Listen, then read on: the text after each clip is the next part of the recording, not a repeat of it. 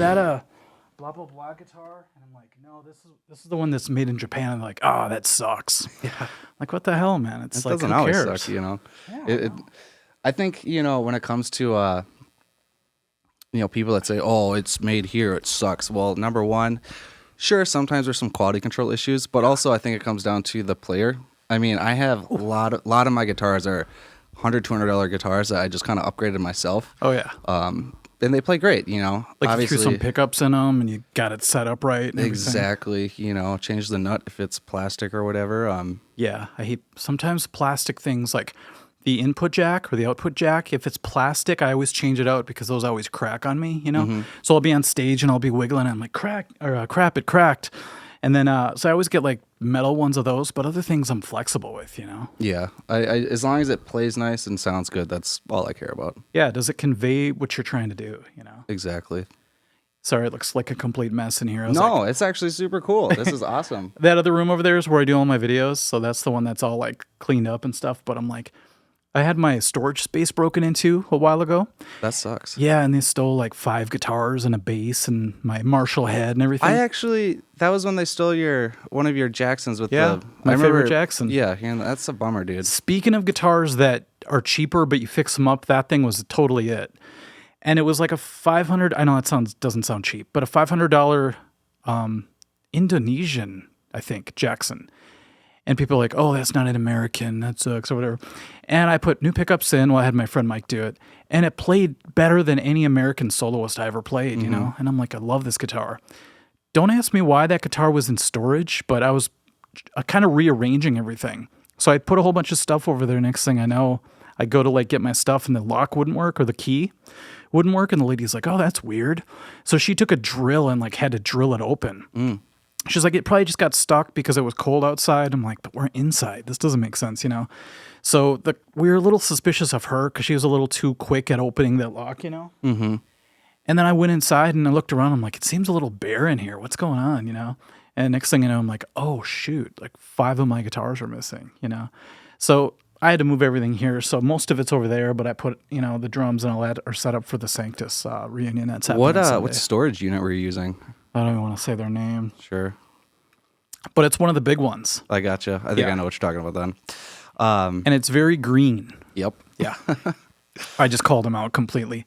But they tried to help out, but it really was like suspicious because the lady was like acting so weird about it. And the cop was like, yeah, I think she might be part of some like, not her maybe, but there's some side operation going on here because they had people who knew where the cameras were. Mm-hmm. So there weren't cameras on the sides of the building. So they knew to go out that way. It was really kind of a messed up situation. And I'm still waiting to hear from the freaking insurance company. Oh, yeah. It's like they're so quick to come at you when you don't pay them. But the second you need them, it's like, hello. It's like a year later and there's nothing, you know? So. That's interesting. I actually used to sell insurance for a little while. Oh, how dare you? No, I'm just kidding. So you know the game?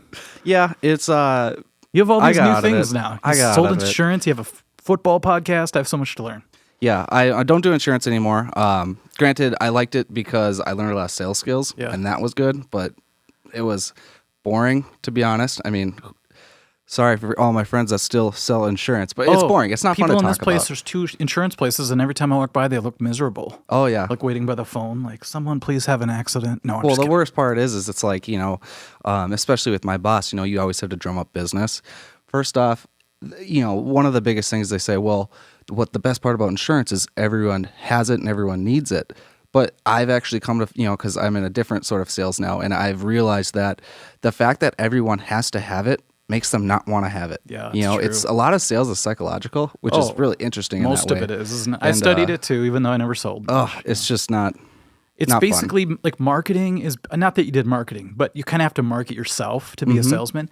Marketing should just be called the art of fooling people, you know, because somebody said something really smart. They said, I think it was Bill Hicks. He's like, you'll never see an advertisement for something that you actually need. It's usually like stuff that, you know, like they don't have to advertise toilet paper necessarily, even though they do. But if you look at billboards, it's almost always stuff like commercials and everything. Like, oh, I don't really need that. You know, this guy.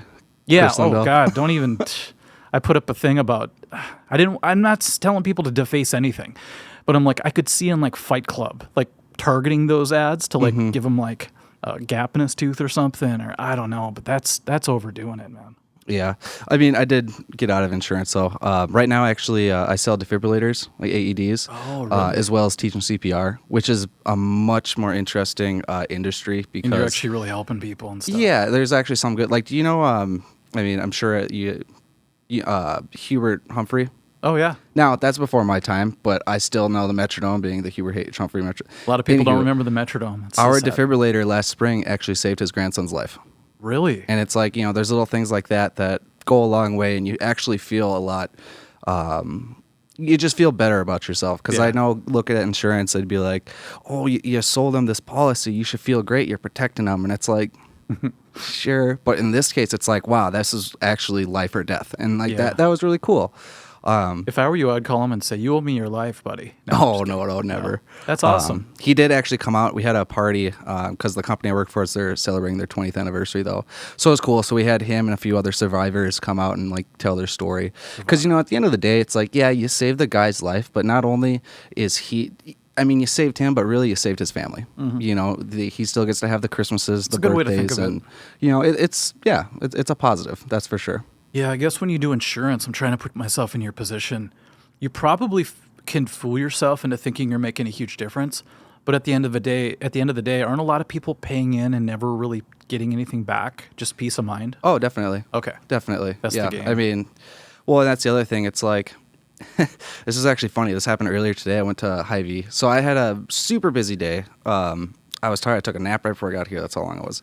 Anyway, at the end of my day, I had to go to Hy-Vee because my youngest brother has to spend the night at my house. So I'm like, I got to pick up a couple pizzas for him, just make sure that there's, all that mumbo jumbo. Yeah. So I'm sitting there in Hy-Vee, or at the Hy-Vee parking lot, just dilly-dallying on my phone right before I walk in. Then all of a sudden, just this big crash, my car shakes. And I'm like, what No. the heck? It felt like someone just rear-ended me. Yeah. And I look over to my left, and there's this guy. He's like, I'm so sorry, so sorry. Well, it was so windy that he just popped open his door, and his door swang and clocked my Damn. there's like a tiny ding. But to your point, it's one of those things where it's not even worth me filing a claim for that because I'm not going to get paid out, and it's just going to hurt my my insurance credit in the long run because they're going to be like, because you only get so many claims before they're like, well, you're accident prone, and then they're going to raise your rates. So it's frustrating in that sense too. Oh yeah, I've had that happen. Yeah. When I was a teenager, I did something really small, and my insurance tripled. And I'm like, okay, is this how the game is? Because then you're driving scared all the time. And I think that's not that good either. Like if you're nervous about every little thing and you're driving too slow, I think other things can go wrong, Not only that, I feel like when you are driving scared or, always planning for the worst, doesn't it feel like that's when those things happen? Yeah, you kind of conjure it up. Yeah. It's like the secret or something, like law of attraction. And people laugh at that stuff, and I know because they oversold it in the book. It's like, you can have $1 million if you just dream about it every night or think about it.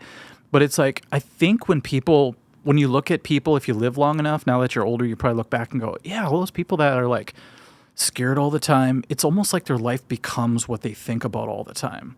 So their life becomes like a nightmare, and you see it, especially this last year, people just hiding in their houses, and the ones who are always scared are just like terrified prisoners now. No doubt. And the people that are like open and happy, I mean, they still could get anything could happen, whatever, I'm sure, but it seems like they make the most out of it, and then their surroundings become friendlier. I don't know. That's what happened with my life, It's like I used to be jealous all the time, and that's when it really happens to you. Like if you're in a relationship and you're constantly like worried about someone cheating on you, it's almost like you push them into doing it. I agree. Bringing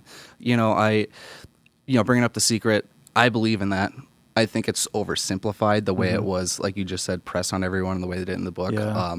But I mean, I do believe in, manifesting your own destiny to an extent. I mean, obviously there's always going to be some things you can't control. But I do believe that if you believe something to be true, it's going to happen one way or another. Or it's going to feel so much like it's going to happen that it's happened anyway in your emotional, like in your brain chemistry or something. Like if right now you thought you're going to die in a week, you're going to be scared all the way up until that comes up, and you felt all those emotions anyway, but you didn't die. That's a good point too. So you're actually making it true in a different way. It's like you're just conjuring up. That's why if you've ever been around someone who grew up with really strict parents, they get really weird when things start going funny. Like, have you ever been around someone who's really defensive all the time? Like, no matter what you say, they're like, "What do you mean by that?" Yeah, What? I've been like, I used to be kind of like that. Oh yeah, I was too actually when I was really young because my dad and my best friend at the time were really just reactive to everything. So I always had to walk on eggshells when I was younger. So I was always afraid of what I was saying was offending somebody. So I would say something and they'd be like, "Oh, sorry." You know, they're like, "No, what are you talking about? We're just chilling." And I'm like, I'm all worked up and they're all cool.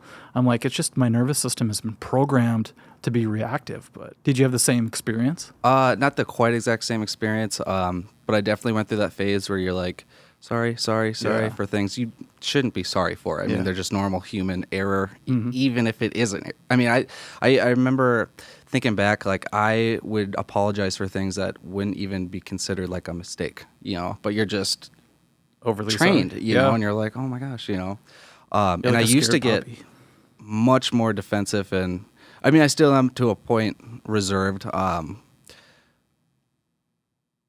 But you know, it's something I know a lot of kids have to deal with that at some point. But it's just I don't even know really what it was that really kind of had me grow out of it a little bit. I think sometimes I still can be like that. You know, if you're in a situation that you're not used to, meeting people for the first time. Yeah. But for the most part, I try to just try not to worry about what people think about me anymore, because at the end of the day, it matters a little bit. I mean, you need to keep up some sort of a good persona. You don't want to be a mean person or anything like that, but it's your life. You know, you have to be happy with yourself, and that's kind of what it comes down to. Yeah, I know a lot of people, and I think I'm crossing this threshold. You just care less and less as you get older what people think of you. You know, back when I was teaching 60 people a week, I had to be somewhat professional, even though I never was. You know, it's like, oh, I can't be like being crazy and parents are in the other room. You know what I mean? I can't swear and all that stuff. And then it's weird having this freedom to really be yourself. You start to like, oh my God, this is what I'm really like. It's kind of weird. So I think for a long period of your life, you have to strike a balance so that you don't scare everybody away. But I think deep down, you know who you really are, and that kind of scares us because we're like, man, if people really knew who I really was, I wonder if I'd have any friends at all. But then you realize everybody has their demons, you know? Absolutely. Trying to think of you when you first started lessons. How old were you? I was 11 or 12. I've got all these old pictures of like rock band experience with you in it. I hope you don't mind. I'm going to flash them on the screen as No, we're I hope you talking. do. Yeah, those are great days. And I remember it was mostly you and Jacob were always friends, or did you Oh, yeah. become friends after you started lessons? Oh yeah, Jacob's my oldest friend. Okay. Our parents lived a block from each other. Okay. So I was at like his first birthday party. That makes sense. Yeah. Then. Is he like living in Puerto Rico now or something? No, he's in New Zealand. Oh I my believe. God. Yeah, I knew he was going somewhere. He found a girl over there and living the dream, right? You I know? guess. I don't know what it's like over there right now, you know? I don't either, but I was a little shocked at first when I found out about that because, you know, the years go on and you drift apart a little bit, but we catch up every so often. Yeah. And when I first found out about that, my initial reaction was like, oh my God, you're not here in Minnesota anymore. Yeah. But at the same time, he is always, because he's been reserved too, but he's always kind of had that sense of adventure. So I Okay. wasn't entirely surprised that he's overdoing. I didn't know you had that know. sense of adventure. Mm-hmm. I thought you were more of a person who would go travel. I don't know why. Maybe because you were into sports. I thought you'd go, follow the Vikings around or something. I don't know. But Jacob always seemed like, I don't know, like he was kind of watching life happen around him. Like he was always good at guitar and everything, but it's like I couldn't see him going out and making a band and really pushing that. And then you ended up doing that, and he ended up traveling. It's funny how our life works out that way, isn't it? Well, yeah, I mean, I love the fact that I feel like a dad to everybody. I'm like, I can see where everybody's past have taken them over the years. And, I was going to ask you about your band and everything you're doing now, but it sounds like you're podcasting. Well, I mean, I try to keep myself busy. I'm the type of person where if I'm not busy, I'm doing one or two things. I'm sleeping all the time, which is not necessarily a good thing, or I'm overthinking the things that you shouldn't be. Okay. So I try to keep myself busy. Like, I know I podcast 1 to 2 times a week.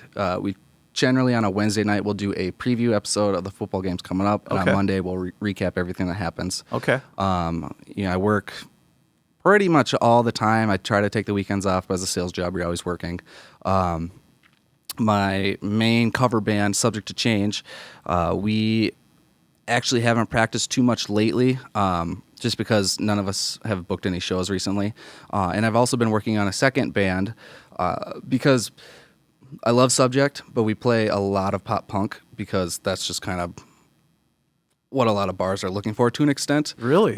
Well, kind of. That's probably the new 80s now. It kind of is. Okay. And it's not my favorite. You know me, I would love to play 80s. I want to play Van Halen, Cinderella, Don't you all have a that pink stuff. guitar too, or is it just Yes. okay? Cool. It's a highlighter pink Kramer. He's But that's joining. another thing. That was, that's a cheaper guitar that I just upgraded. It's a Kramer though. It is. That's awesome. Yeah, it was actually. I don't exactly know when it is. I tried tracing back the serial number, but it was either built in 87 or 88. Okay. And I believe it was built in Japan in the ESP factory. Wow. So it actually has all the ESP hardware on it. Back it just then it had was some. Probably really high quality for ESP in the 80s, huh? Yeah, I mean, to an extent, I definitely like it. The neck's super thin. It's got thinner frets. I don't know exactly which ones they are, but it's easily the fastest guitar I have. And I actually am so used to playing jumbo frets that when I first picked it up, I was like, oh my gosh, this is crazy. You know, it's like slice and butter. Feel like a fretless almost. Like I'm Almost just flying over these. Yeah. So I love that guitar. I've come to the realization that I don't love floating bridges as much as I love Floyd Rose, but I like it the Van Halen style where it's stuck to the just because it's easier to tune, easier to do so many other things with it, and you can still get those cool dive bombs. Yeah, so many problems happen when they have the scooped out and that the thing can go up. It's like you break a string, you're screwed basically, and when you tune, it's just a nightmare. So I actually just learned a new technique though, and I was surprised how relatively easy it was. And I actually almost reached out to you sometime in the last year to ask you about it, and things came up, and it wasn't obviously that important to me. But Nuno Betancourt, in I think the song He-Man Woman Hater, one of his solos, he's like just going crazy, and before he really hits it, he makes this fluttering noise. And I had no idea how to do that until literally 2 weeks ago when I reached out to this guy on Instagram that I saw it do, and I didn't realize all it is he's literally flicking the Floyd Rose of the bar floater. Yep. Yeah. Who did that first? Because I swear, Night Ranger. I heard it in a Night Ranger song. Have you ever heard "Don't Tell Me You Love Me"? Yeah. At the end of the solo, he goes. Brr, brr, brr, brr, brr, brr. And so then I heard Satriani do it, and he explained it. He's like, I just take my finger on the bar and I push it down, then I let it flick out. And I tried it, and it made such a violent sound on my Charvel V at the time. I was afraid to do it. I'm like, I'm going to break my own guitar, But I think you could also bring the bar backwards and do it too. It's like that's how I learned. Well, that was like my bridge in the way or whatever. Yeah.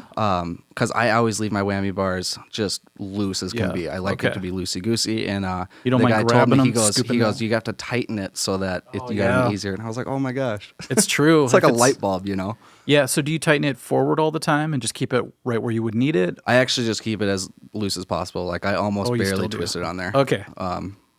I don't know why. That's just kind of how I've been doing it. I don't remember who. I watched some music video or back when I was a teenager, and someone flicked their whammy bar and it just spun a lot. Yep. I'm like, oh, that's so cool. So I think that's kind of That's why weird how those little like visuals impact us forever. It's like when I saw Eddie Van Halen's the back of his guitar, he had the plate off of it. Mm-hmm. So every guitar I have, I just took the back plate off, and people are like, why do you do that? I'm like, I don't know. It's like, oh wait, because I saw it one time on a Van Halen video, so. I actually take the plates off all of mine as well. Yeah. But just so it's easy access to the springs. It's true. The only thing I worry about is that someday the grounding wire is going to get caught in my belt or something during a show, and I'm going to rip it out or something. But Yeah, that would not be fun. yeah, I was trying to think of that. My new Jackson, that pink one that I just got, I finally joined the Pink Guitar Club. Yeah, very cool. And it has the Floyd Rose Special, which was on my other one, and that I switched out. I just ordered an original to put on there. Mm-hmm. But it's got the whammy bar that you kind of like, there's like an extra thing you twist to like lock it on. And that thing, no matter what you do, comes loose anyway. So it ends up just like floating like yours does. But I don't know what I prefer. I kind of like the Ibanez Gem whammy bar. Have you ever played that before? Nope. That's on the bucket list, though. I'm going to get one of those one day. I saw one at Guitar Center, and it was just like, spoke to me. It's like, buy me. It was just hanging on the wall, and I asked the guy, when did that come in? I was just here yesterday, and there was no guitar. And he's like, well, I don't know, but this guy brought it in, and it's like $1,400 or something. I'm like, it's now or never, It's just like when you see a guitar and it speaks to you, it's almost like you have to do it. I've been using it a lot, but I don't know. What do you think of the handle? In the guitar? The actual handle, I always yeah. thought that was really neat. Yeah. I literally have never played one. I've seen them on the walls before. I know it's Steve Vai's baby, and it looks really cool, I think. Yeah, it's got a cool look. I don't, not playing it, I don't know if it changes the tone or whatnot, but I've always thought aesthetically it was pretty cool. It's fun to like when you're using it, you just hold it like, I don't know, it turns it into like a weapon or something, you know, and it could double as a kettlebell if you ever need a workout in the hotel. No doubt. But what's cool about it is it's almost too easy to play, like you said about your Kramer. It's like I play it and I'm like, oh my God, I'm spoiled now. And then I go on my Les Paul, I'm like, oh, this feels really chunky, you know? So Yes, I totally understand that. kind of ruins guitars for you. I wouldn't use that word. But I definitely, I get into the habit of not practicing with that guitar for that specific reason. Okay. Because, I have a Van Halen Stripe series, which is jumbo frets. I have a different actually the first guitar I ever owned and took a lesson with you with, I stripped it down and completely rebuilt it. Really? Yeah, that was actually one of the coolest projects I've ever done, and ever since then, that's when I kind of started buying used guitars cheaply and just upgrading it because there's a lot more sense of pride in it, and you can, as cool as a guitar someone's gonna make, it's not made for you, Right? Kind of forgot where I was going with the story there. No, I dig what you're doing because, for example, that I don't know if you saw some of the new guitars I got, but I got this old Charvel from this guy from the 80s. And he was really sad, but he's like, I promised my son I would take him like to California to see the ocean or something. So I have to sell this. And I met him like somewhere really far away. It was like halfway between here and Duluth. And he gave it to me and he was so sad. And ever since then, every time I play it, I feel like his soul is still in it a little bit. And I can't quite vibe with it as much as I want to because I feel like it's somebody else's guitar. Interesting. My pink Kramer that I picked up, sort of a similar idea, not quite, but the sentimental part. Yeah. I actually had seen a Facebook listing, and it was like a million different things, and the list was, we're trying to get rid of all of this in one sale for $1,000, but it was mostly junk. Did in my somebody opinion, die it or was something? it was actually this kid's dad that passed away, and they were selling off his gear, and it was like a big Marshall stack, the MG solid state one, and which I was not interested in because I've moved into tube amplifiers, but a bunch of different other things. But anyway, I reached out and I go, hey, I would love to get just the guitar. What would you sell that to me for? And I think they ended up giving it to me for $400, which was a great deal in my opinion. But the same idea, every time I play it, I kind of feel like this is. I love the guitar, but also it's like it's someone else's, you know? Yeah, it's like just kind of marrying a weird. widow or something. Yeah. Sort As of. I was saying that, I'm like, that sounds bad, but damn, you married a widow. Yeah, definitely. Well, it's a good widow. Yeah, Yeah. that's good.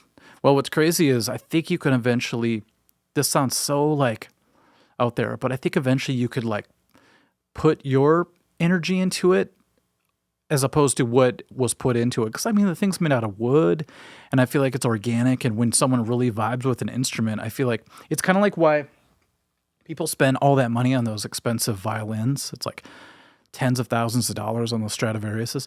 And when I don't know if you ever like held one before, but it feels like it's vibrating when you hold it. And it's like this thing was created by the player. You know, it was like if you ever play a brand new acoustic, it always feels a little bit stiff. And over the years, somebody plays it and they sweat on it and they play it all the time, and all of a sudden it becomes their energy. And it's like, how do you get that energy back from it? So I'm glad you're able to do that with your Kramer. I mean, when I play it, I think of some. It's almost like I'm playing it for them in a sense, keeping the legacy alive. It's different because they're gone, so they pass the torch to you basically. Yeah, in a sense. You know. But that guitar, the guy's still alive and kind of sad about it. So I almost feel like I have to just babysit it until I give it back to him. I don't know.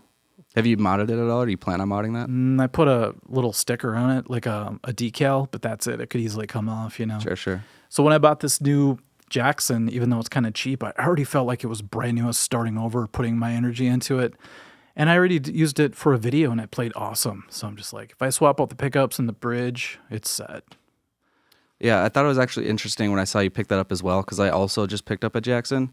It's a really cheap, dinky, I think it was made in China. No, probably not China, but it's like the lowest of the low quality. I picked it up some guy for $140. Some stoner kid or whatever just was like trying to get rid of it. And I go, well, I'll give you Need some $140 weed for money it. or something? Yeah, whatever it is. But that's actually going to be my new project. because a lot of my super strats right now don't have two pickup or two humbuckers in it. Okay. It's either humbucker single Yeah. or just one humbucker. And I really wanted one to get a neck pickup humbucker. So that's my project right now. I don't know exactly where I'm going to put into it. I'm thinking DiMaggio's because I don't have any DiMaggio's yet. Yeah. I'm sure you're familiar with the old Ernie Ball Music Man Eddie Van Halen guitar. Oh, yeah. Yeah, so they don't make those pickups anymore. I was really bummed about that, but they have like these clones. Okay. And those are pretty much what I'm going to lean towards making because lately I've been really into 90s Van Halen because... Careful when you say that out loud. Oh, I know. People hate I'm the biggest Van Halen guy. Well, not the biggest, but he's one of my favorites. Yeah. You've liked him for a long time. He's definitely... What I've noticed is I feel like the band musically is better in a sense. You know, it's not quite as party-ish fun all the time, but like Eddie's mind, the way he's playing, it's like, wow, this is very melodic, it's very clever, and That's next level, you know, man. whereas, you know, if I'm trying to have fun, I'll play Van Halen 1. Yeah. You know. Those have an organic quality that will never be. It's like early Beatles. It's like there's an energy to the whole place because they're all recording at the same time. There's like a room vibe, like they're all just playing live and they capture it. The newer Van Halen, I still call 90s Van Halen new. That's so funny. It feels more like they went in like Sgt. Pepper and they kind of laid things down and they had a purpose and it was more professional. But maybe not as fun, but just as, I don't know, just epic in a different way. One time I was in school, it was like senior high, and they played the song Right Now. What year did that come out? I think it was 93. Okay, really? It was pretty new, so that might be right. And I was like, what? This sounds awesome. And, you know, Eddie's always been into like synthesizers and stuff. Just, you know, that's why I have all those back there too. But I was like, they're different now, but I like it still. You know, not a lot of bands can get a new singer like that and be that, I don't know, at that level that whole time. It's like they never took a dip. Well, when they, maybe a couple of the other Van singers. Halen but- 3. Yeah, that one gets crapped on a lot. I almost want to listen to it again just to see how bad it was. Was that Gary Sharon from Gary Extreme? Sharon. I actually tried listening to it in the last year and a half or so, and I couldn't. Can't It's do just it. so weird. It's Okay. so weird. It doesn't even. I mean, it's Eddie playing, but it almost doesn't even sound like Eddie playing. Really? It's almost like they tried to do an entirely different direction, which I'm sure is a big reason why that failed. Okay. Because the split up with Sammy, and they're trying to recapture. I mean, because they were on top of the world at one point, and I would say they relatively kind of fell off in the 90s once the grunge wave took over and all that other stuff. Yeah. Everybody was kind of floundering at that time. So it's not very good, in my opinion. I also tried to listen to that Motley Crue album without Vince because I was reading some Facebook comments, and there are some diehards that are like, this is their best album. Some and people I was will like, say that. I was know. like, okay, well, let's listen to it. And Yeah. I turned it off after 2 songs. You're going to have to do another podcast where you just listen to like those outside albums that people, you know, everyone hates, but a few people love and say, is it really as bad as you think? Or is it just the idea that it's not what you want it to be? You know, it's funny you said On Top of the World. I thought that's like a Van Halen pun that you didn't even know you said. Yeah, they do have one of those songs. But what's crazy is, I don't know, there's a couple times where that has happened with Metallica where they're like, oh, I hate Saint Anger. I hate anything that's not from from Justice and before. And I'm like, everybody has like their limits. Like, what would other band? Skid Row, I think, did an album without Sebastian Bach once too. Yeah, I don't listen to Skid Row without Sebastian. It's Yeah. so weird, and Some bands are just they just have to have the singer. You know, I hate to it's say a it. dynamic that it's magic. Yeah. When it comes down to it, it's magical. And who's the guitar player? Is it Snake Sabo or something like that? Yeah. Dave. He's awesome. Yeah. Like I love his work, but without Sebastian, I can't stand it. It's something takes away from it. Same deal with Queensryche when they moved away. I was just from gonna Jeff. say Queensryche. Yeah, It's like I can't think of the guitar player's name, but I DeGarmo? love. He is so good, especially on that Operation Mindcrime album. I mean, that is phenomenal. One of my Magic, man. favorites. Operation Empire. It's like that's when they hit I mean, I love Promised Land too. That came out after. Do you know that album? I do. It's not as well known, but if you listen to it through, it's like it's almost like newer Van Halen. It's got this epic quality to it, but it's not as known. You know. But yeah, it's just like I can't listen to Queensryche without Jeff. I know. Which is also interesting because guitars are instruments in general to an extent are so much easier to replicate than the singer. I watched a music video of Jeff Tate and his new band doing Silent Lucidity. For how old he is, he's on point. I mean, it's pretty darn good still. Oh, Jeff? Yes. Oh, yeah. He's like Dickinson, man. He's going to be good forever. Yeah, definitely. Speaking of Dickinson, did you see he's coming? Like, I did, in the yeah. next Just like a weekend or solo two? thing or something? He's doing spoken word poetry or something like that. Oh, is he trying to pull like a Henry Rollins kind of thing where he's going to just, maybe he'll do stand-up comedy as well. Yeah, I was kind of shocked. I was like, oh, this is not Iron Maiden, but you know, if the tickets were Wow. free, I'd probably go see him. But I don't think I'm gonna pay for. Yeah, I don't know. Like, is he a deep dude? Has he written a book or anything? I don't know. I've seen Iron Maiden twice, and I love their music, and that's about the extent that I know. Well, that'd be funny if he just came out. He's like, dude, what's up? Are you going to say anything? No, I just wanted to kind of hang out. It's like, I paid $80 for these tickets. What are you doing, What are you guys man? up to? Because he's probably a really smart guy, you know, but it's like, I would pay to see Henry Rollins. I would pay to see somebody who had an in-depth perspective on things like a stand-up comic would, but I don't think I went and saw Maiden one time, and he just, you know, I never really know what his brain's all about. I just know he's a great performer, you know. I saw them twice in the last 3 or 4 years. Did probably. you see him with Ghost? Because that's when I saw. No, I did not see him with Ghost. Okay. I saw them when they were. Speaking of which, did you see their new album? Ghost? No, Iron Maiden. No, I was gonna do like a reaction video to it though. Is it good? It's pretty good. I mean, it's not 80s Iron Maiden, but it's still pretty good. Adrian's phenomenal on it. But the artwork is so cool. It's the coolest Okay. Eddie I've ever seen. He's like a samurai. Wow. Yeah, it's cool. Oh, I have seen that. Yeah, I thought that was the coolest. I mean, Eddie's half of Iron Maiden. Let's be real. Oh yeah. When I was a kid, it was all about getting their posters and a lot of visual for Iron Maiden for sure. But yeah, the 2 times I saw them, easily some of the coolest concerts I've ever seen. Yeah. I mean, the stage is awesome. They got a big giant Eddie puppet always running around. Dickinson sounds great. I mean, the band musically, I mean, they sound phenomenal still. I think they all do yoga together. Because they came out and they're freaking putting their legs up on the amps, doing the splits and Yes. shit. Yeah. I it's was like, oh crazy. my gosh, I can't even do that. Like, how old are you guys? You got to be like, what? What would you say? 50s, Well, 60s? let's see. Oh, I would think that they're at least in their 60s. Damn. I mean, they were like making music in the late 70s, weren't they? I don't even know, to tell you the truth. Because that's, well, I mean, I know Dickinson joined them a little bit later. Okay. Yeah. Which I didn't realize that until, you know, when my band Subject to Change first got together, we were throwing songs together, and someone wanted to play Iron Maiden by Iron Maiden, and I didn't even know that was a song. Yeah. And when I first listened to it, I'm like, this doesn't sound right. So I dug deep, and I just learned at that time that they had a different singer at first. I know. Which It's was weird. You go cool. back early. It's kind of like a lot of bands where you go early enough, like even Nirvana, and it's like, that's not Dave Grohl on drums. What the hell's going on? But I think that's kind of cool, like in a way, like we were just talking about, how somebody can come by and almost one-up the previous singer. It's like, we all know when you think of Maiden, you think of Bruce. So it's kind of like, how does their earlier singer, how did he feel, you know? Or what was his thing? Well, I don't even know much about that. I don't 100% remember. I'd feel terrible if he I think died. he, no, I'm pretty sure he's still alive. Okay. But I Did he go for make some another reason, band? I want to say it was some sort of like alcohol-related type of a thing. Okay. You know, like a Dave Mustaine type thing. I was going to say that, but I didn't want to, you know. That'd sorry, be funny Dave. if he ended up in like some like rival band from Iron Maiden. Speaking of Dave, I just saw Megadeth for the first time ever in September. Really? Oh, you went to that. Yeah, the Knotfest or whatever. No, it wasn't the concert where they were here. Okay, that's they the played one my with friend went Knotfest to. in Iowa like the week before. Okay. I actually had tickets to that concert. Yeah. But me and my buddy, after we saw them, we were like, well, we want to see them again. Oh, yeah. Either way, though, Dave's getting older, but still awesome show. I'm sure, Awesome show. yeah. And I mean, I loved Megadeth. I used to look up to Dave all the time until I kind of realized he's not like the best person. Right. But I've got I a mean, story still for you. rocked. Still rocked. I saw that cameo he did Yeah. that you paid for him. That was gonna say that. Dave is Dave. I was like, that's the most Mustaine thing he could have done. Like, plug his own show on a thing that I paid him for. Yep. It's like, Dave, I just paid you, and you like all you did was say, "Hello, Mike from Art of Guitar," and all. By the way, that was worth it just from that. But he's like, and all 700,000 subscribers. By the way, if you want to see a great show, come out.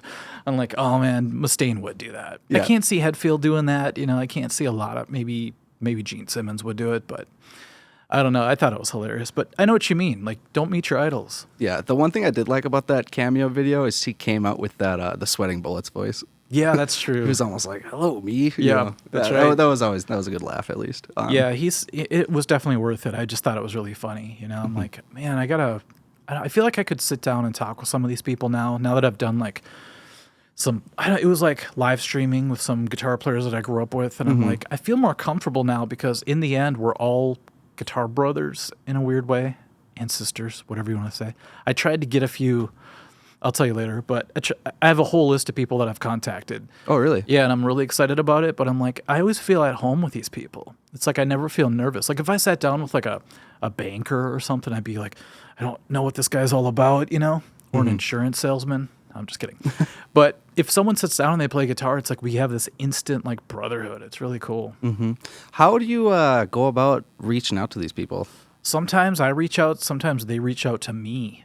Because like Adam Jones from Tool out of nowhere sends me an Instagram message. You're kidding. No, and he goes, dude, someone forwarded me that video you did of my stuff, and I was really nervous. I thought he was going to say, you totally screwed this up and this up. Because I get a lot of hate every day. I wake up and there's all these comments like, dude, I did make a really bad mistake in that video. I did like something the bass player did, and I said it was Adam, but he goes, dude, that video was awesome. He's like, I want to show it to my friends, you know, thanks for doing it.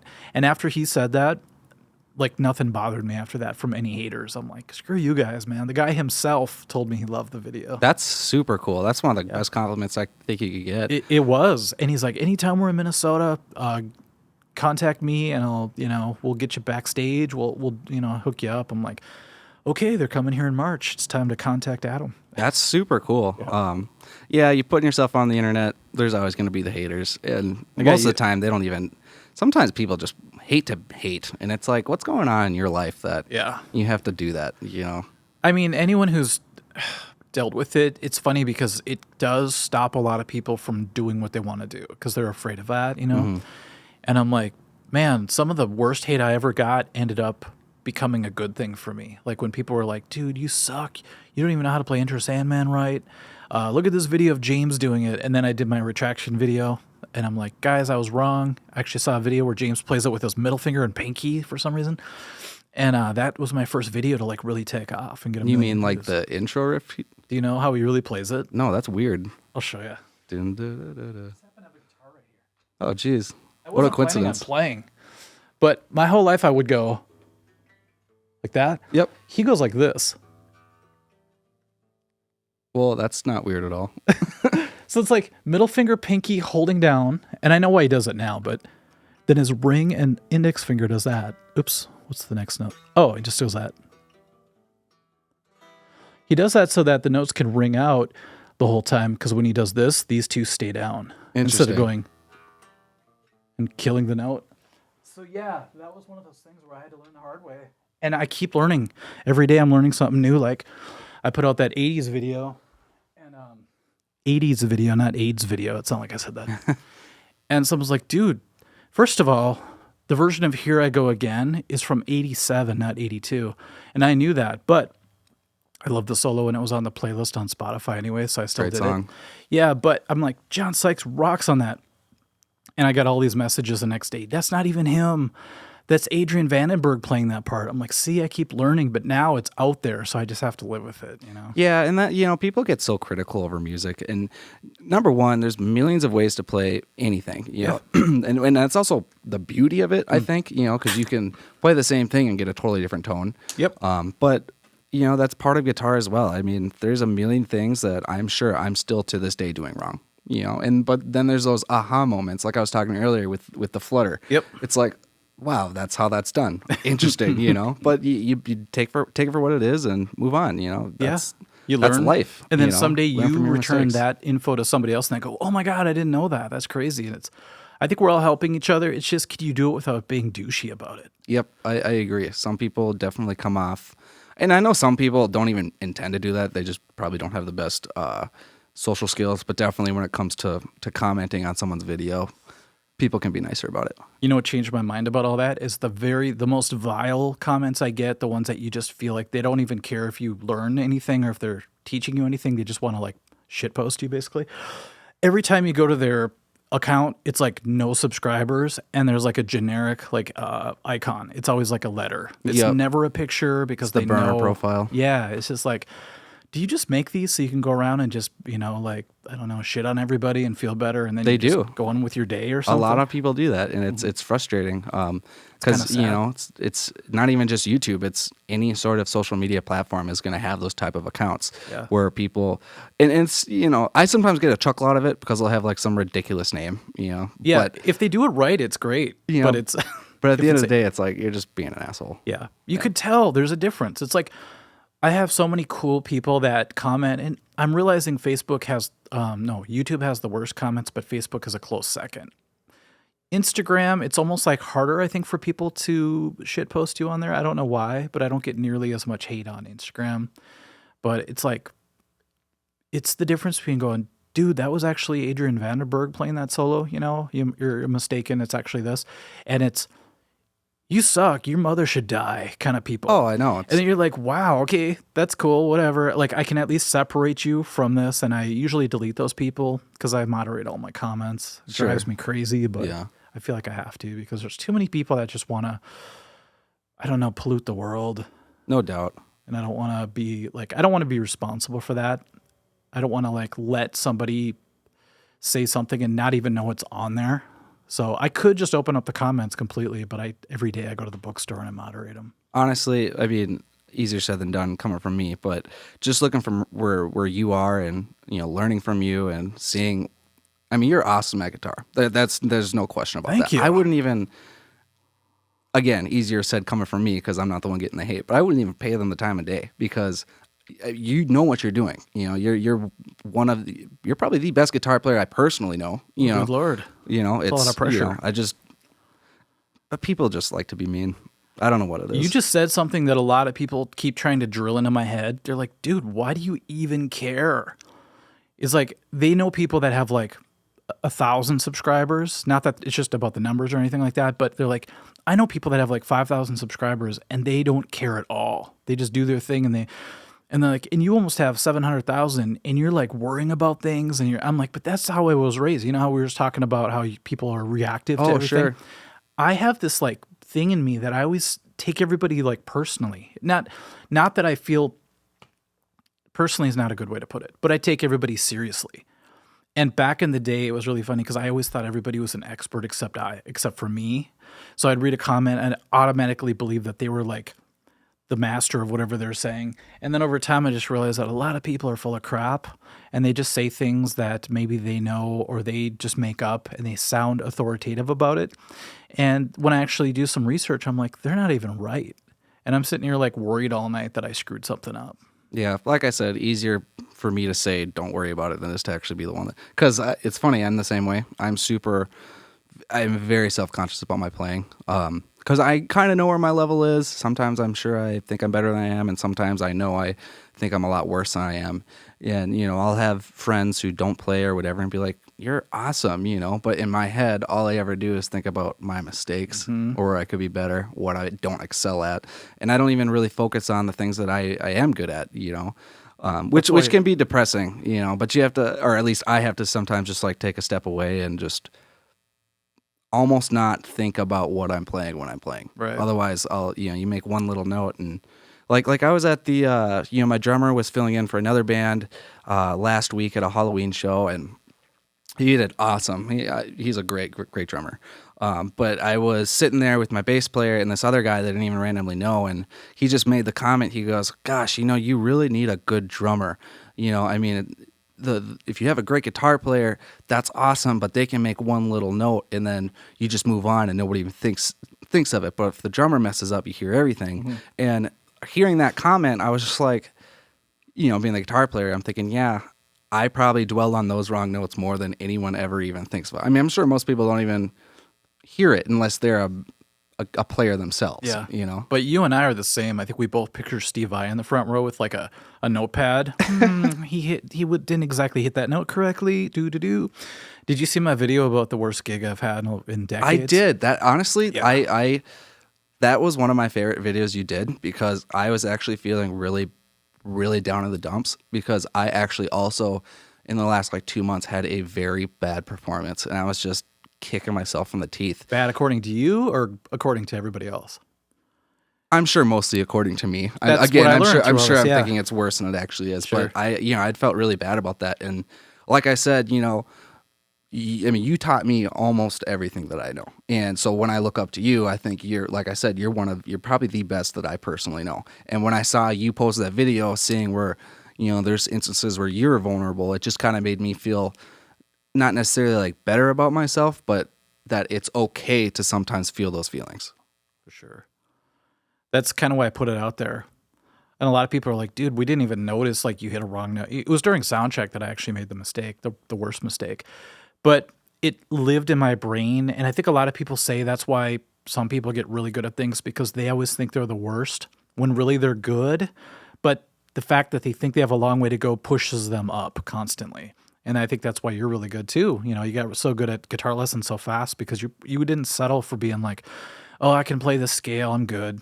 Some people are like that. They're like, all I wanted to do was play the solo to Fade to Black, I'm done, But I think it's the people that are constantly hard on themselves that get somewhere. But the sad part is it's like you can't really enjoy the ride as much because, like you said, you have to stop and kind of smell the roses. But at the same time, if you do that for too long, you just rest on your laurels and you never improve. Yeah, I definitely, looking back, and I actually kind of like flip-flop between this idea, but most of the time I always wish I practiced more or paid a little bit more in-depth attention, because a lot of times I just wanted to play the Metallica songs I wanted to play, opposed to looking at what exactly am I doing, where am I trending, because I think I would definitely be a lot better than I am today. And also if I didn't take that 4-year hiatus during college, that was so silly. 4 years, huh? Pretty much. I dabbled, I would maybe once a month play. I mean, that killed a lot of. But did it make you want to come back stronger, or did it just like make you lose time? I wouldn't say it made me want to come back stronger. Okay. I just, I'm looking for the silver lining, but yeah. there is a silver lining. Okay. I think I was like, oh, I have to stop playing and focus on school, which did I really? Probably not. But what really made me want to get back into it is I met one of my buddies who is a guitar player through my current job, or not my current job, at the time my current job.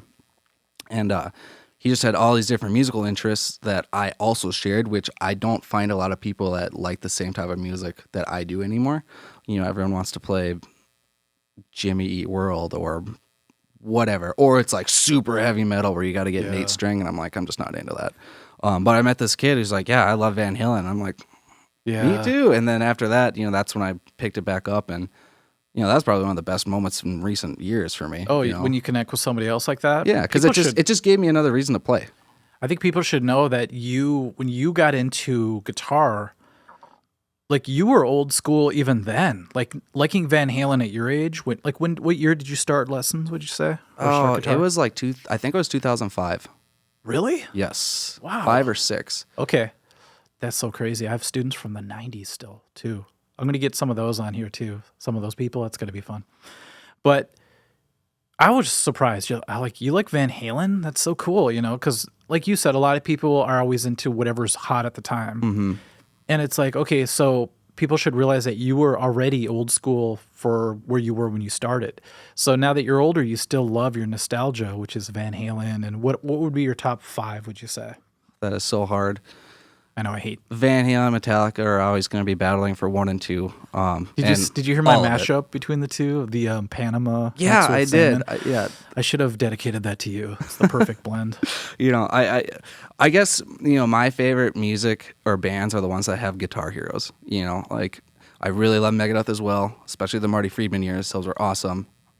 Those are awesome. Some of the best years, man. I actually just recently read up about that after I saw Megadeth, because I was, oh gosh, they're so cool, And I was trying to figure out what Marty Friedman was doing. And I actually found out that I think their guitar player is Kiko right now. Yeah. Or I don't know how to say his last name. But, I just say Laredo, but yeah. I think I'm going to do a live stream with him someday, so I'll get corrected. Phenomenal guitar player. Oh, yeah. Oh, one of the best I've ever seen live. Yeah. But they tried to get Marty Friedman back, and he told them no because they were trying to lowball him. Because Dave's doing his I own Megadeth. You're gonna get paid this Marty's amount. like, You're not I'm having gonna. too much fun in Japan, dude. Exactly. Marty's like, I got, he goes, I would have done it if there wasn't any sort of pay cut because, he's got his own people to pay now.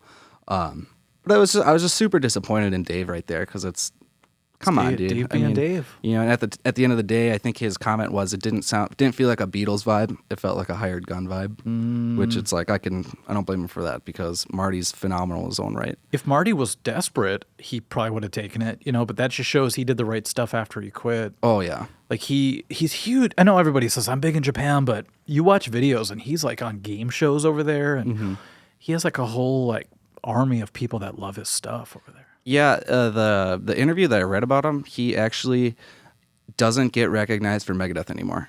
Okay. He gets recognized for everything they've been doing in the last 20, 25 years. Okay. Which I thought was pretty cool. Do you know his early stuff? Some of his solo work with like Cacophony, and then he did his own album? So I did not very well, but after reading that, I didn't realize he was a part of Cacophony. Like I'd heard of them, but I didn't realize he was, because it's a duo, right? Jason Becker. Yeah. It's I didn't realize stuff, they were doing man. that together. Yeah. So I listened to a couple of those songs, and yeah, it's phenomenal. When I was young, it was just like, it made me want to practice more, put it that way. But I had Go Off, and I know it was back when CDs were new, and I bought my friend Christopher, Christopher Yep. Blood? Oh, yeah. I remember some Chris. rock band stuff with him. He's going to be here Sunday with the full Sanctus band. I'm Awesome. excited. But he had Dragon's Kiss by Marty Friedman, and I would play it before we had band practice, and it would just inspire me. That album rules. If you guys have never heard that album, holy crap. But yeah, I'm proud of Marty, and I think Megadeth, after the Elephs and stuff happened, they're almost turning into like Kiss, where it's like an open door. It's like, okay, let's have a new drummer. Let's have, let's try the next guitar player or whatever. But we're always going to have our favorite iterations of these bands. And I kind of like the fact that everybody has their own favorite version of Megadeth. What's your favorite version? It's so tough because the Chris Poland years is what I started on. And then when Marty came, it was like... They just got to a new level with Marty. When I was... Okay. When I finally hit puberty and had like 2 pubes finally, that's how I measure everything. Oh, yeah. Not 3, 2. I came home and someone was watching Headbangers Ball. And I remember they were interviewing Megadeth and they were like, what's your new album called? And Dave's like, we have a new album called Rust in Peace.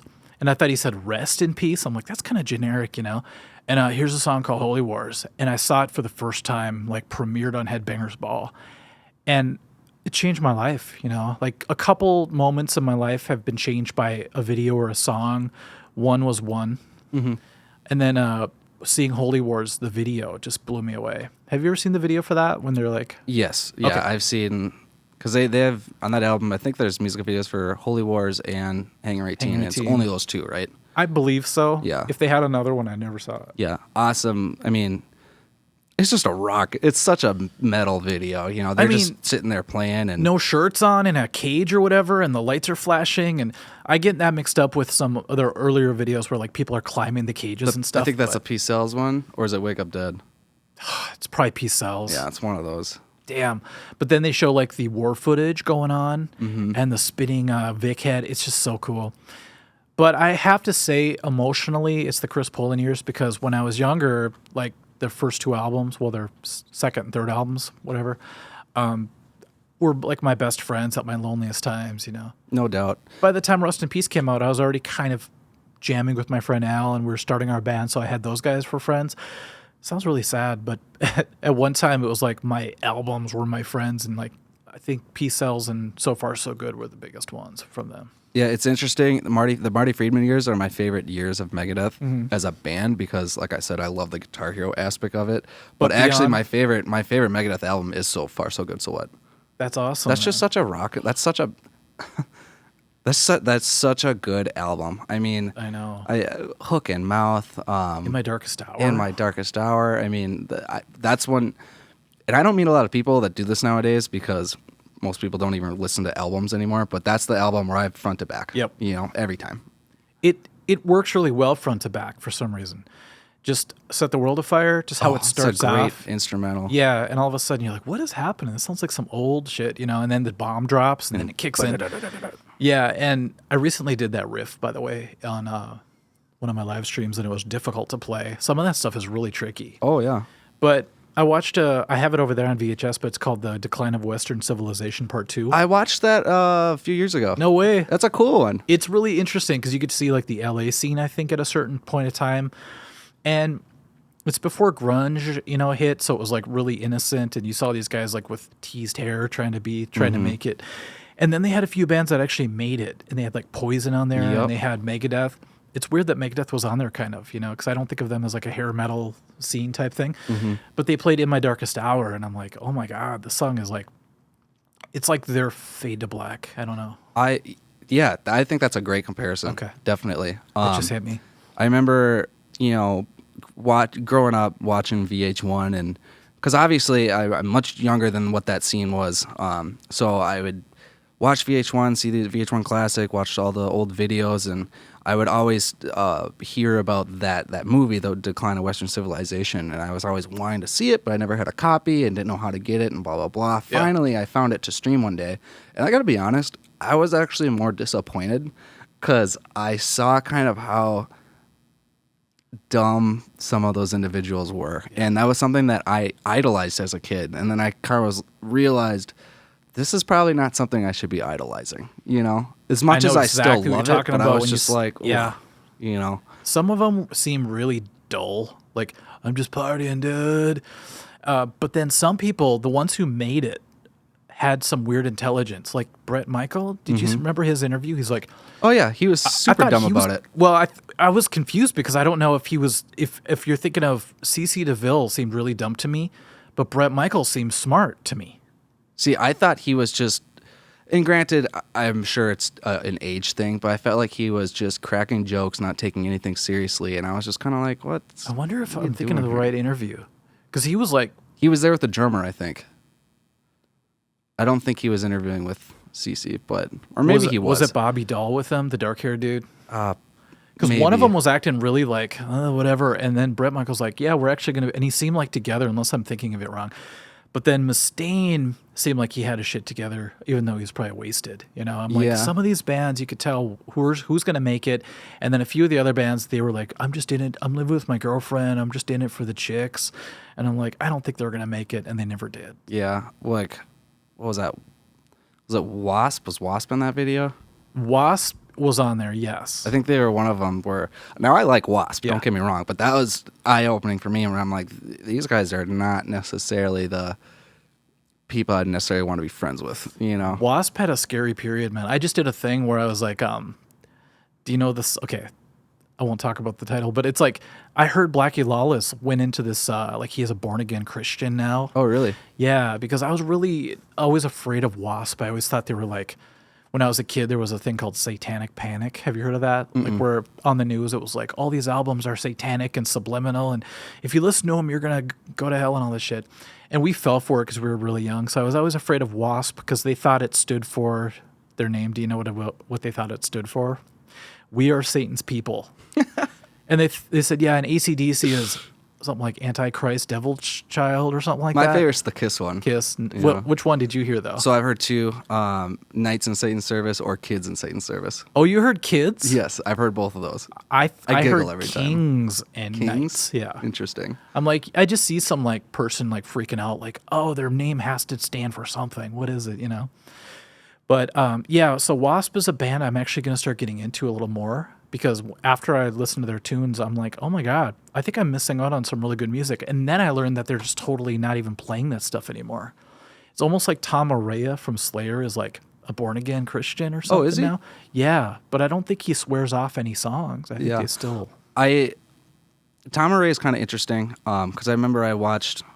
I don't know, I didn't know he was a born-again Christian if he is, but I do remember it was an interview sometime after their God Hates Us All album, and he was he was basically saying it's a marketing ploy. He's God doesn't hate us all. He's like, that God doesn't hate. He actually said that? He said, it makes a hell of an album cover, though. Wow, Which I was like, oh, wow. It kind of makes sense, because think about it, like, when you're young, what's cool to you? Like, really wild, like, comic books, and if you see a Kiss cover, you're like, oh, that's really sweet, or an Iron Maiden cover, but it's not necessarily that they live that way. but it's like their marketing like draws in the most people. No doubt. And you know, my music tastes have definitely changed a little bit, and I think it's a little bit just growing out of your teenage angsty years. But I do remember, Speak for yourself. No, I'm just kidding. through middle school and my early high school years, I kind of always felt a little bit more like in the Outcast group, not entirely, but a little bit more. And that's when I was into Slayer and Slipknot and the devil the stuff, darkest because you felt like that's where you belonged. And as I grew up and learned how to make more friends and just kind of get out of that age. Now, don't get me wrong, every so often I go back and still listen to that stuff, and I still love it. But it's just it doesn't speak to me as much as it did in the past. Does it actually open old wounds and make you feel bad? Not at all. Okay. That's the type of music that made you feel good. Yeah. Okay, it's just a way of expressing your anger. Like, speaking of anger, Saint Anger album, probably their worst or most hated album. To some people. I love that album. So I does feel my the bass raw player, emotion. Corey. Yeah. It's really, it's not your classic Metallica album, which is what you probably, or what most people probably don't like. But the song, The Unnamed Feeling, oh my gosh, if I'm ever feeling down, that's the song I listen to. I think a lot of people who are down love that album because they were down at the time. You saw that some kind of monster movie, right? Oh, I've watched that quite a few times. That depressed me because it reminded me a lot of like the end of my band and us, like our versions of way smaller, obviously. But it almost seemed like we all needed a therapist to like sit down and go, okay, what's the problem between you two guys and you two guys? It's like we all needed to work things out, So I think that energy is what you're feeling from that album. Yes, I 100% agree. It's raw emotion, and very raw. Half of the time, that's what, in my opinion, rock and metal is. It's not just music compilation. It's how you're feeling, and the best ones capture that feeling. I think for you, what you feel from Saint Anger, it's because of our age differences. I feel from Ride the Lightning, strangely, like that album. When I was my most lonely and sad, I remember my friend Al and I were like at a party and nobody was hanging out with us because we were like the freaks or whatever. I think it was self-fulfilling prophecy. We thought we were the freaks, so we stayed in the corner or whatever. But everybody was in the other room and they were all the popular kids. And we went outside and just started like reciting the lyrics to Escape. And it made us feel like we belonged to something. So that's my raw album is Ride the Lightning, but to you it's Saint Anger, Yeah, it's I think everyone kind of has that album. Because I'm not gonna lie, every time I cry, I'll put that album on, and It's just at first you get more angry, you get more sad, but by the end of it, you feel better about yourself because it's like, okay, that was the trip that I needed to feel better. It's a healing album. Then. That's and that's the best part about music is. It's fun to listen to the cool guitar solos and pretend like you're on stage or whatever. But at the end of the day, it's feeling better about yourself, in my opinion. It's what makes you feel good, and that's why I'm always skeptical of people if you say, "What's your favorite band?" or "What's your favorite kind of music?" I like everything. I like everything. Hold on, let me grab my phone and scroll through all my favorite songs. Yeah, I'm just kind of like, how do you like everything, or how do you not have like a favorite? I'm always skeptical of those kinds of people. I always say, are you even human? Seriously. Because I think to be human, maybe we're lucky because we grew up in a time where music was more scarce, so we grabbed onto less things and we really got deep into them. Whereas nowadays, like if you feel bad, you could put on the feel bad playlist on Spotify and have 1,000 songs. No doubt. But I always wonder, like, I got in kind of a weird argument with somebody one time. They're like, just because I like a lot of songs doesn't mean I don't love them. And I'm like, okay, tell me this. If you were in a stadium full of thousands of people and you called them all your friends versus being in a room with 3 people or one person, let's say, one other person, calling them your friends, who would you get to know deeper? Who would you actually have better relationships with? And they still fought me. They're like, well, you could still do that with a lot of people. I'm like, bullshit. Now you're just lying to me. Because scarcity creates depth. Yep. You can't get to know a stadium full of people. You just can't. So I'm like, that's what it was like when we were younger with music. I had 5 CDs basically. And back when we had records, my parents had all the records, but I had 3 or 4 Kiss records.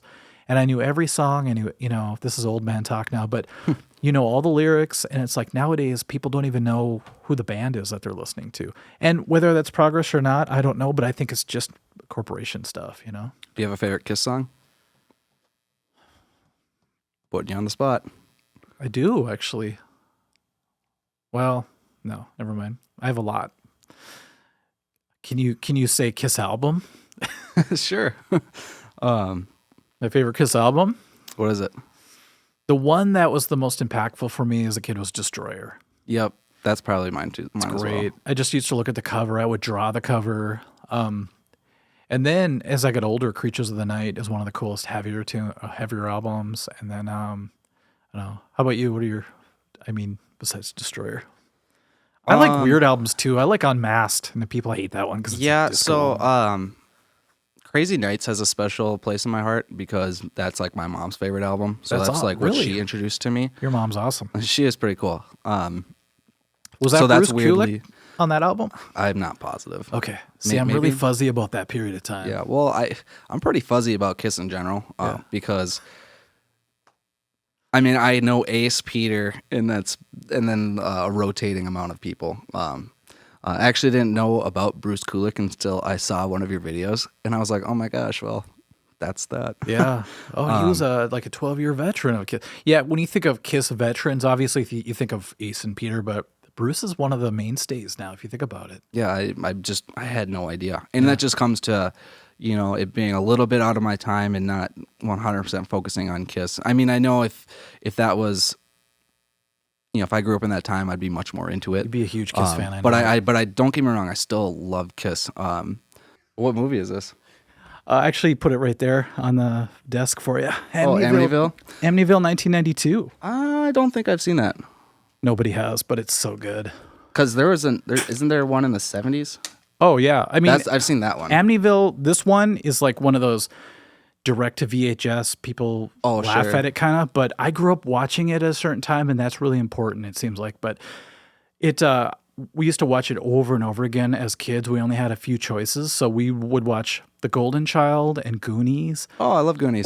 We'd be on summer vacation. All we would do is watch that every day, so we knew every line. Back to the Future, same thing. Oh, I love those movies as well. Yeah, but Amityville, yeah, the original one is the scary house, like that's on the cover. But in this one, it's not even. There's no house in this one. What's that? This is funny. I've watched this movie, I'm not kidding, probably 50 times with my family. We watch it all the time that we get together. It's that John Candy movie where they go out to the great outdoors. Oh, that's classic. Oh my gosh, that movie's amazing. Is that the one where the bear's jumping on him on the door? Yeah. Okay, there's a lot of John Candy movies that are like staples for a lot of people's lives. Mine's Planes, Trains, and Automobiles and Uncle Buck. Oh, Those are Uncle Buck's huge. great too. Yep. Yeah. And Steve Martin movies, all that kind of stuff. You know? I love those old school movies. I think they're so much more memorable than movies nowadays. Not to say that there aren't some really cool movies now. I mean, obviously with cinematography, of course there's going to be really cool movies, but they kind of lose that aesthetic, I guess, that makes them timeless. I don't know why. It's my age or whatever. I like gritty, grainy horror movies the best. Like that's why I bought the VHS player in that old school box TV, because I'm like, one time my friend Carrie from the Heartless Band came over and we watched some old horror movies on VHS. And I think she said, I think it was her, she's like, it's scarier on this kind of format. Nowadays, there are some pretty scary movies like that are well filmed, but they almost look too good. I don't know how to explain it. To where it's like CGI type stuff where eventually you just sort of don't believe it as much. What I don't like as much about newer movies, which also at the same time adds to the cinematography, is the camera angles. Yeah. There's so much moving going on that I think it kind of takes away from what's going on in the story. It's hard but to speaking focus. of scary movies, the scariest movies that, for me, the slasher movies are cool. They're not scary to me. For It's me, a different kind of scary, It's yeah. always like the devil type of movies. And just 3 weekends ago, I went through. I think the studio is called A29 or A24 or something. They're relatively new in the A24, last. Yeah. They're But more I like watched The artistic. Witch, and then Hereditary. Good Lord. Oh my gosh! I could, my roommate was gone all weekend. I was one of those. I was sleeping with the lights on. Like those are terrifying. Especially Hereditary, dude. Yes. That's a modern classic. People always they know I like the old stuff and they're like, what do you think of Hereditary? I'm like, that movie, I saw it 3 times in the theater, because it's so well done. It's artistic. I don't know. What'd you like the best about it? The girl. Well, number one, the mom is so Great actor. I mean, really. She should have won portrays something for oh that. my I think gosh! she got I mean, looked the over. horror that she like displays is Especially when, unbelievable. spoiler, when her daughter dies and she's on the floor screaming, "I want to die. I don't want to live." I'm like, oh my God, because the way she was screaming it, you felt it. You're like, oh my God, that's how I would feel too. You know? But for me though, you know, I don't want to spoil it, but it was at the end of the movie when it finally clicked for me, like what was going on, and I was like, oh man, I'm getting chills thinking about it right now. Me too. When I you just find had a out about the flash. kid, and it's Yep. like, oh my gosh, that. And they show the flashback. You're like, oh yeah, the grandma in her coffin, and that weird lady with not the Ouija board, but you know, that weird strange lady. They're all in on it. It was kind of like Rosemary's Baby, if you've seen that. The whole movie, you're like, who are all these weirdos? And then at the end, you realize that they're all in on it. Yeah, it was just that just scared the crap out of me. Did you rewatch it since? No, I was just. You should rewatch it because once you do, you like see signs of it everywhere. It's like, have you seen Squid Game yet? Yes, I look like that was such a great show. Dork. I'm wearing the shirt and I'm talking about it. But nice. I'm watching it again for the third time and I'm catching all this stuff I never noticed before. Spoiler. Did you have seen it? Yes. Did you know in the gymnasium that they have to sleep in, they have the games drawn on the walls behind them? No, I did not. And the whole movie, they're all trying to figure out what the next game's going to be, and they're actually like killing people to find out. It's literally drawn in the walls behind them. Do you have a favorite part of that show? Many. It's like I'm still digesting it, but I really loved that scene where, you know, the crazy Asian lady, Yes. the one that will do anything to get on the right team or whatever, when she's trying to like threaten the main Asian lady, and she's like, if you don't do what I say, I don't know what I forgot, but she's like, yo, I'll stab you in the eye. And the look the girl gives her is like, who you think you're talking to? And she just backs away and she's like, okay, see you later. That's one of the moments I'm like, that's badass. It's like the alpha female came out and it was just like so badass. And then, oh God, that whole marble thing. Oh yeah, that was a sad. I knew the whole time when he's going, you know, when he starts playing the dementia route. I knew he wasn't. I knew that was gonna backfire. Like I could tell he wasn't, because he showed no signs of like being like that, and all of a sudden it's like. But he had a brain tumor, so I thought maybe it activated or something. I just didn't. I just felt like the whole time I had no idea. Well, I don't want to spoil it. It's been a little while now, but too late. I said spoiler. Okay. Well, how he's behind it the whole time. I did not see that coming. I was like, what? You know. I feel better then because I was completely in the dark. Yeah, I was like, you know, you see him in the bed, and you're just like, what's going on? You know. But my two favorite scenes from that show also involve the crazier Asian lady. Number one, I just completely crack up every time she was like, I'm great at everything except for the things I'm not. Yep. The way she says it, I just laugh every time. And it's like her facial expression. I'm going to say that from now on to people. Like, are you good at synthesizer? Yeah, except for the parts that I suck on. Right. It's like, it's an easy out. It's such a dumb joke. But I also loved how when they're doing the glass jumping scene, how it was such poetic justice where she essentially sacrificed herself to get rid of that. Freaking judoed that him. guy sucked. Oh man, talk about an all-time hated character of anything. He's one of them. The show needed that. It's like Little House on the Prairie with Nellie. It's like you need the heel, you know, to really hate somebody. But yeah, especially when they found out that you could kill anybody and get away with it and it would actually help you. Mm-hmm. That's when it was like his most evil side came out. And that's when a lot of people's like brave sides had to come up because they're like, now we have to watch over each other. It was a real human experiment. What did you think of like the very last scene when he's getting the phone call? I think they were just setting it up for the next season. Yeah. I was kind of hoping they would just be a one-off season, but I realized that they were actually trying to release this back in 2008. Yeah, I read that too. Yeah, and I watched all these videos, so I like learned all this stuff, but it's really interesting that they didn't think it was time or they couldn't get somebody to actually go through with it back then, but now they think the climate's perfect for it, and they're right. Like a lot of people are desperate, and it's like you can really see the hierarchy type of, I don't know, just the way they portray it in the movie just seems to resonate with people now, which is a depressing thought. Mm-hmm. That's like watching, I don't know, Texas Chainsaw Massacre and going, I really get that. I really feel that resonates with me. It's kind of hideous in a weird way. Mm-hmm. But in 2008, I mean, we had the financial crash as well, a lot of desperate people. But now with the COVID stuff and everything that's happened, I think a lot of people feel more like they're identifying with the characters more than ever. I agree. I dislike the ending. Number one, I agree. I think they're setting up for another season, which to me is going to dilute season 1 because that was just an awesome show. It's probably like Stranger Things where they should have just let it go. Yeah. I love that show as well. Oh yeah. But I also, as far as the main character goes, I just don't like him anymore. It's like you went through all that, you finally got the money. Go be with your daughter. Like that was the main reason that he did in the first place, and that's where I kind of started rooting for him because it's like, all right, yeah, you're doing this for your family. You know, you're not going to see your daughter again, and then you have that chance and you pass it up. What kind of dad are you? It's tough to say because, like, I would have loved it if he would have at least went to America for a month and hung out with his daughter and said, hey, I could finally give you everything I wanted, and then gone and done that. But the urgency was that he could tell they were recruiting people already for the next games. And I didn't realize it, but it was going on for like 30 years already. Mm-hmm. And so he felt more, this does sound bad, but he felt more responsibility to the people that died in the last games, I think.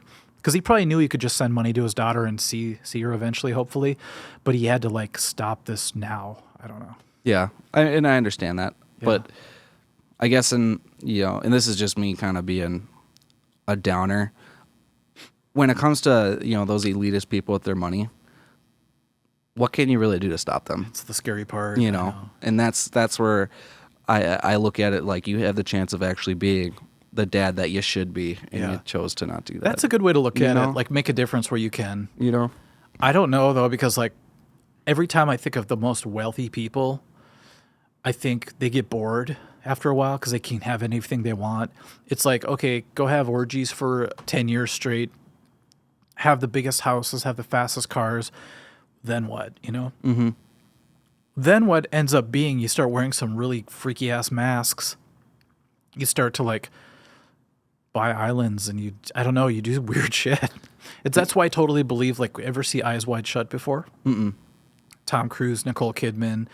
I think it was the last Kubrick film, but it's the same concept. Like, a bunch of weird rich people get together and they have people as human furniture and they wear weird masks, and it's like they don't know what to do with themselves, So what do? They turn people into, like, horses. I mean, I've known a few very rich people in my life, and it's never been a good experience. They're always, like, betting on things constantly. Or one time we played this golf resort, and I'll never forget because I was super poor at the time, and I went up to get a Jack on the Rocks just because it was a country gig and I had to get through it. And I'm like, I'll take a shot of Jack. And the bartender's like, you can't get that here. And I go, why? I can get that anywhere I play, And he goes, then this guy who turns around, he's like this tycoon or something. He's like, we don't do shots here because we're all alcoholics, and they're all super rich people. Like, oh, okay. And that taught me a lot at that moment, Yeah, that's interesting. Yeah. Definitely an eye-opening experience. Yeah. So it's like the coolest people I know are usually down and out. There are a couple really cool rich people I know, but money does something to people. It makes them kind of inhuman, some people, especially if they've been chasing it their whole life and they finally get it, they just go crazy for a while. Yeah, I feel like there's definitely a happy medium between, like, having no money and having a lot. Either way, you could be desperate, too much or not enough. That's what he says at the end. He's like, exactly. What do we have in common, Mm-hmm. We get bored with things. And I think a poor person gets a lot of value by the smallest things, So if you're starving and somebody gives you a piece of bread, it's like the best piece of bread ever. If you're rich, who cares about anything? It's like, oh, whatever, I just trashed my car. I'll get a new one tomorrow. Right. Like, things lose their value, and all of a sudden life doesn't make any sense anymore. Yeah, which is sad. I mean, that's because it's like you work. I assume the person works for their whole life to an extent to get to that point, and then only to be disappointed. It's the irony of life. The very thing money you can't buy chase. happiness thing. You know? That's why all these rich people are flying to space. They, like, don't know what they're doing. It's like, if you were Bezos, what would you do with all the, like, trillions of, multi-billions of dollars that you have? Yeah, almost trillions. Probably be there soon. It's crazy. Well, on a small scale, like when I was teaching 60 students a week and I was, like, scraping by, when I had my other space, the rent was really high. So every month I had to do all I could to pay that. And I had, like, 5 other teachers that were all teaching. They would just pay me rent or whatever. I was really happy back then, even though I was busy all the time. I was doing jiu-jitsu a lot, and I was, like, busy a lot. but I never felt like I had the time to really get my website going as much as I wanted to and do all the videos I wanted to. And then when my YouTube and my website took off, suddenly I didn't have to work anymore. And I was like, you know what? I'm just going to do videos all day. And after a year of doing that, I kind of missed the old life. Like I miss talking to people. That's kind of why I'm doing my podcast again. I kind of miss the face-to-face interactions, you know? Yeah, absolutely. And I realized I was doing that every day, 12 people, a half hour each, every day. Except sometimes on Sunday I wouldn't teach. But when that's suddenly gone, it's like you're just left alone to like do what you love, and that even gets old. Mm-hmm. So think of the thing you would dream of doing all the time, and now do it for 5 years straight. You kind of lose a little bit of that excitement behind it. Oh, I'd believe it. It's weird. You know, It sounds like something funny to complain about, but I it's kinda probably a miss good it. thing to complain about, right? In the grand scheme of things. Yeah, miss You know, people. Could be worse things. And then my website completely crashed like a few weeks ago. Oh, really? Yeah, I woke up and all my videos were gone. They were deleted off Vimeo, and I'm like, someone hacked me. 10 years of work, a lifetime of experience is gone in a flash, you know? And for 2 days, I was like depressed. I was ready to just quit. I was like, oh, well, that was a fun run. Whatever. I'll just do other things now, you know? And I started to like talk to people again that I haven't talked to in a long time. And I realized I've been like neglecting the people that I cared about because I've been so busy building this thing, you know? I assume they recovered your website. Yeah, it's hilarious. I call the guy after 2 days. They finally get back to me. And he's like, yeah, you were exceeding your bandwidth, so we pulled the plug on you. And we've been sending you emails to warn you, but you never got back to us. Because I started it so long ago, I didn't have the same email address. Oh. So it was going out to whatever. It was just disappearing. And I can't access that email anymore. So I'm like, oh boy. And so we worked it out to where I had to go to the next plan, which is like the professional plan. So it's going to jump from like 500 a year to 5,000 a year. And he's like, well, what we'll do is we'll activate it for now, and then we'll work out the details later. He hits one switch and boom, it's all back. Wow. Like something that would have taken me a year straight of uploading for 24 hours a day straight, he did it in like half a second. So basically, they saw the success you were having and realized, okay, this is an account we need to. Yeah, we're losing money on this dude Yeah. because he's only paying us this much, and his bandwidth is like huge. Or Yeah, whatever. that's too bad. It's a good problem to have, but it's also I have to pay the piper now. You know, Yeah. as my dad would say. I'm glad that the website did take off though, because like you just alluded to or said, taking lessons from you. I remember you always having a website and having like some videos, but even I realized that you were so busy all the time that, and I could tell that was something you cared about. Yeah. So watching your YouTube channel and all your other social media just kind of pop off. It was one of those things where I was excited for you, and I even like. Because other people will be like, Nick, can you teach me guitar? Number one, no, I'm not a teacher guy. Really? I can teach some things, but I don't want to teach guitar. I just feel like I would just do not it. for I would some do people. it poorly, Yeah. But I always direct people to your YouTube channel and specifically that first guitar lesson video. Thank you. Watching that, I'm like, this is everything that I learned in my first few times, learned, right? Yeah. Obviously you got to put the practice in. Yeah. But yeah, I always think that's really cool. Damn. So you're the one sending everyone over. Not everyone, but When I whenever, put that- any chance I can. The timing was weird because I had that space across the street, and then that lease got done, and I came over here. This is a much smaller space. The other space was like 4 times as big. But I'm like, I don't need that much space anymore. I'm just doing videos mostly, And all of a sudden, I just decided out of nowhere to put all those years of doing a first lesson with everybody into one video. And that's the one that keeps, I don't know, it's doing really well. But it's like that's the video that directs people to the website. So it all works hand in hand. Do you still have any copies of your old white belt and yellow belt training books? One of each. Yeah, I still have mine. Oh my God. I made those because of group lessons. Yeah. That's so weird. I remember talking to this guy named Bob who ran the Schmidt Music group lesson thing. He was like, yeah, you guys have to use these books from Alfred's or something like that. And I went through and it was really lame. And I'm like, Bob, can I teach my own stuff? And he's like, nah, you need a book, I go, what if I made my own book? This is just how my brain works, And so I thought, I have Adobe Illustrator. It was probably like version 2.0 at the time. And I spent a long time creating this book from nothing. And I took pictures with, I don't know what I used, probably a real camera of my hand. And I did some illustration versions of it. and I brought it to Kinko's and made like 20 copies. And next thing I know, I'm using them in my own group lessons. Yeah. Is that how you started? Yeah, that was. Oh my God. The group lessons were gold. Yep. Group lesson beginner and then intermediate. And then after that, that's when we moved on to private lessons. And I finally got to learn some Metallica. And it was Wow. really You did the fun. intermediate one too? Yeah, the yellow one. Wow. Yeah, that was fun. See, I had a whole plan back then. I was like, I'm going to do level 1, level 2, just like martial arts. And then I even had a site with a guy for a while that was like the same concept. And I broke away and did my own thing. Forgot about that. Do you still have those books? I do. They are every so often I'll go look at them. Just laugh. All for nostalgic Yeah. purposes. I'm like, oh my gosh, you know, just Crazy. you get all those.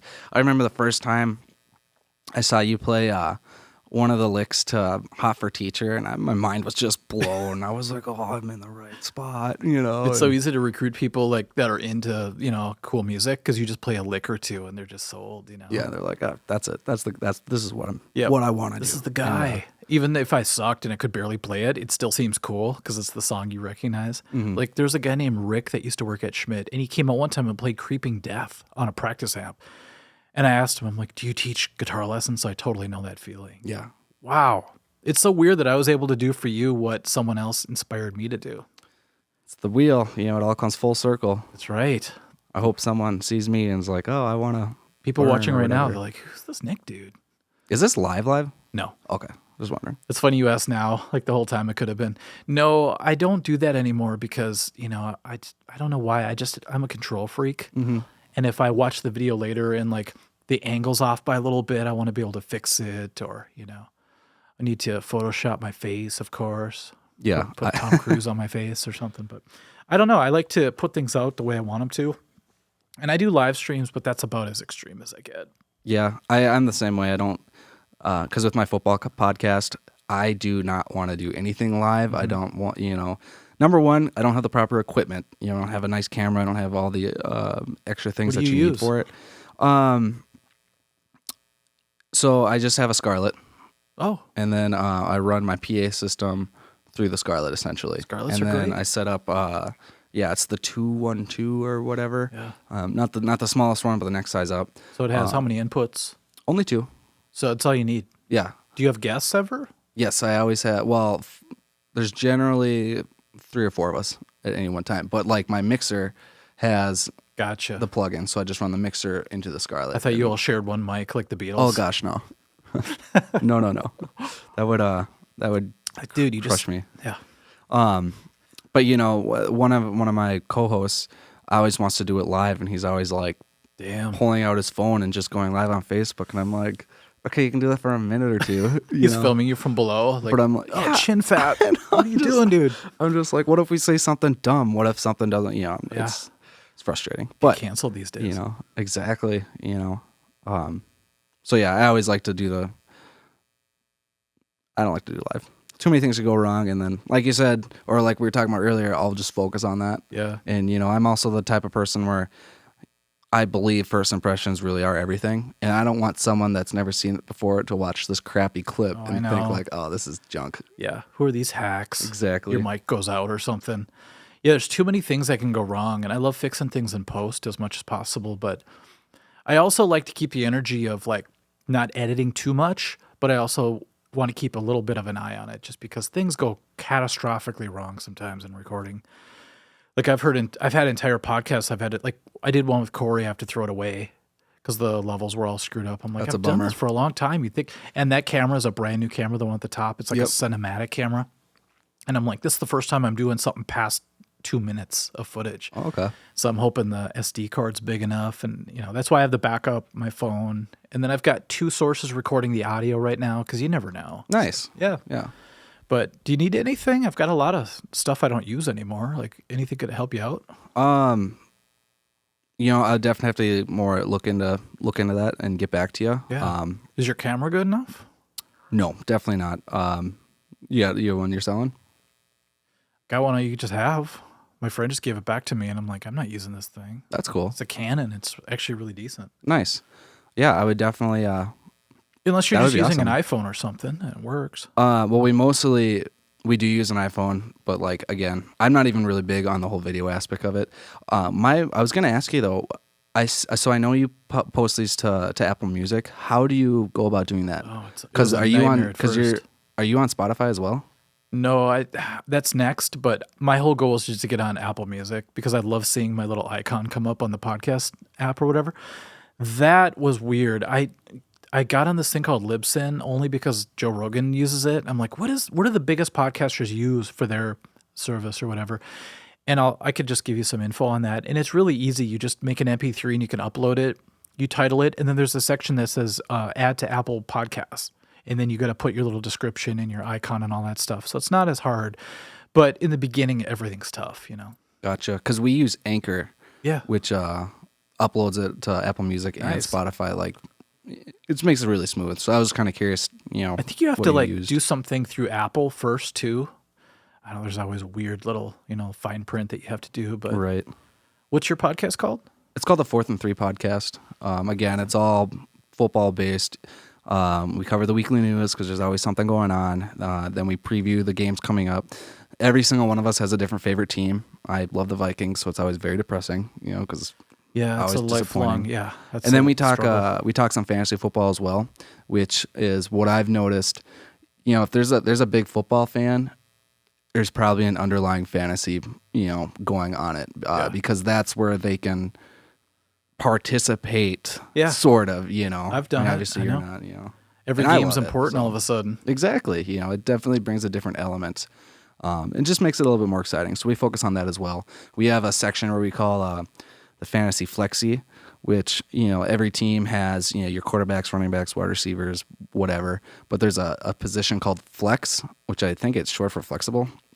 But you can put any one position in there. Okay. Now, throughout the seasons, after week 5, every team has like a bye week. So all of a sudden, some of your players can't play. So our section is called Fantasy Flexi, where we talk about players that aren't popular that are probably going to have a good game. Gotcha. And we don't always hit on them, but we're actually pretty good at picking players that will at least score and help you get by in the week while you're starting wide receivers on the bench or Gotcha. whatever, which is fun. So like the underdog or just someone who's overlooked? Yes, someone Okay. that's overlooked. I didn't know that existed. Is that like a team thing or is that just a fantasy thing? So it both. So like the Vikings were on a bye in week 7, right? I had their starting wide receiver. So now that given week, I can't play that receiver in my team, right? Because he's not going to put up any points, because they don't have a game. Gotcha. So we'll look at some of the in-depth wide receivers that probably aren't. You don't know the names, right? Yeah. Like most people don't know who Mecole Hardman is of the Kansas City Chiefs. They know Tyreek Hill. I totally know who that is. No, Exactly. I don't. So we'll be like, look at this player. He's available in 60% of the leagues. There's a good Interesting. chance you can pick him up and play him this week. I see. Okay. So it's almost like, what do they call that? Not the dark horse, but just the person you wouldn't expect that a lot of people wouldn't choose. So they're up for grabs, basically. Yes, exactly. Okay. Yeah, they'll be out there, and like for example, I'll look for we all kind of specialize in a position. I like running backs a lot, so I'll look at a running back who probably isn't on a team and also is playing a defense that gives up a lot of rushing yards. you go Something deep, you wouldn't man. think about. So you got to study the other team quite a bit. A little bit, yeah. You look at what the defense is giving up and, what players are getting touches that you might not know about. So it's fun and it's exciting. You're giving out insider information. That's crazy, man. Gotta watch out. NFL's coming after me. Do you still have Vikings 98, 2000, what was it, 2000 withdrawal? Because I do. No. I still feel a pit in my stomach when I think of 98. So I'm over 98. I'm over 2009 to an extent. The one that still kind of bites me a lot is the 2017 season, because that was another great year for us. Oh, yeah, that's right. And it was just ended in heartbreak. They all end in heartbreak. Wasn't that the one where, what was the playoff game they won because it was like at the last minute? the miracle? I was there for that. You were? It was crazy. Stephon Diggs, he scores the touchdown right in front of us.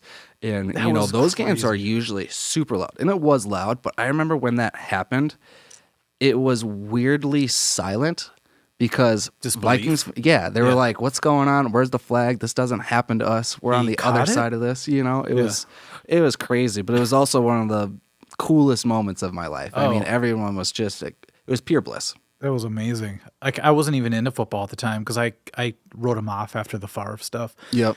And I'm just like, I'm done. You know, I can't have this heartbreak every year. And all of a sudden I saw that play. I'm like, okay, I remember the 98 Vikings. I remember Moss just killing everybody. And it was like this great feeling. And then how did we end up losing on that one? 2007. Classic missed field goal. No. Oh, the 2000, which one? 17. Oh, 17? Well, I remember Gary Anderson missing that field goal. Oh my gosh, 2017. So one of my best buddies, he actually does a podcast with me. He's a really big Eagles fan.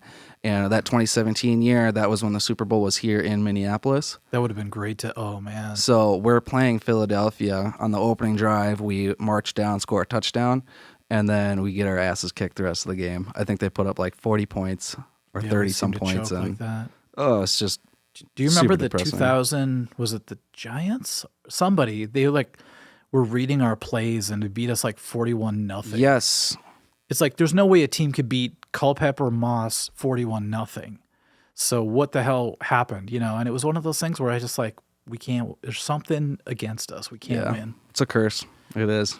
We just can't get to that next level. I don't know we're like the Cubs, well, the old Cubs of football. We are the most winningest team that has not won a Super Bowl. It's unbelievable. If you told someone the Vikings never won Super Bowl, they wouldn't believe you, I don't think. Oh, yeah. Except Minnesotans would, but Yeah, got the PTSD. it's insane. And then we have to go over and look at the Packers all the time. They're always laughing about us. It's a bummer. Was that, okay, I have to ask you because I don't know many football fans anymore, but was that Aaron Rodgers picture real? The recent one? Yes. That wasn't Photoshop? That was dead real. That happened last Thursday. Well, Ooh, that looked Thursday bad. before now. Yeah. He looked dead. I know. And they ended up winning that game, you know, off some miracle play. You know how it goes. Packers are winners, we're losers. I hope he's one of those guys that has a resilient brain because it looked like his bell was rung pretty bad. I was just going to kind of ask, you know, what's your favorite amp these days? You know, what are you mainly playing? It's weird how I stumbled on it, but it was through a plugin on Pro Tools. It's an Engel plugin, and I love the sound of the head. I was like, this thing's really good for a plugin, so I actually bought the real deal. That's that redhead over there. Mm-hmm.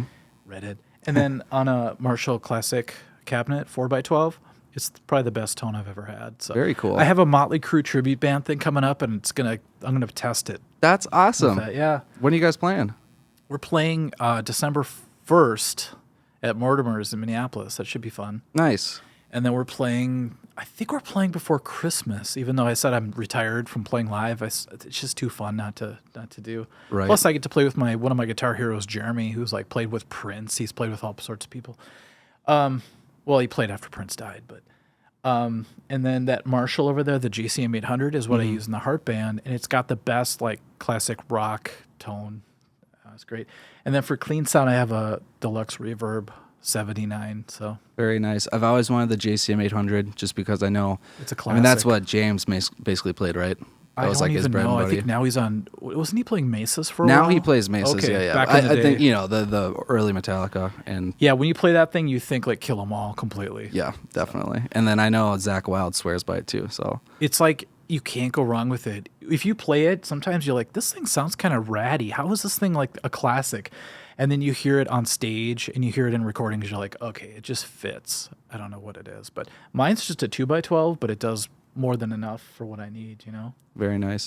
So Do you those- still have that Kemper? You had a Kemper. No, right? I went through a Kemper phase for a while, and I even played that in the Heart Band, and it was great. But there was one show where the foot switch went funny, so I unplugged it and plugged it back in, and it wouldn't work. And so I had to restart it on stage, and I was like, please kick in before the solo, and it barely made it. I'm like, you know what? I'm more of a pedal dude, so I'm going to go back to that. Yeah, I definitely like the analog rigs better. I feel like you can feel it. Yeah. But that being said, those Kempers are really cool too. Kemper was it's so close to getting there. It's like they're like a year or two away from really nailing it, maybe more, but it really felt like a real amp to me. And the foot switch was awesome. Like each song had its own name and its own set of buttons. So it's like, oh, here's song 2. And I would click the button. And it would be like Barracuda. And then would have like 4 switches. And I'm like, yes, this is perfect. But I don't know. I'm just old school. You know, I like pedals. I like to be able to reach down and turn a knob if I need. That's why my newest thing is a pedal switcher. I bought a Boss pedal switcher. And you hook up all your pedals to it. and you program it so you could say, okay, number one's going to be this pedal, this, and this all at once. So what I used to do was I'd be like Eric Johnson. I'd be like dancing on 4 pedals before the solo. Yeah. Now I just hit one switch and it works. I don't know if you've ever heard of those pedal switches. I have heard of those. I have not used them before. I do think they're pretty neat. I've done some research on them. About to do a video on mine. Yeah, because I'm the same way. And I don't have the experience you do playing live, so I'll fudge it all the time, or I'll miss one, or I'll forget It's to too turn much it to off. think about. And, It's like you're already thinking of the solo, and now you have to go this pedal, this pedal, this pedal. You know? Yeah, no, exactly. You're worried, like, make sure you hit the solo right. But Yeah. And then, when you're mixing matching pedals, you got to hit the MXR one way, and then the Boss, it's much more easier, and One's a click, one's over here. Yeah, I know. Or like, oh man, I don't know if you've ever done this. I'm sure you have at least once, but so I recently switched to a Morley wah pedal. Oh, yeah. Love it. I love the Morleys are that's great. awesome. Yep.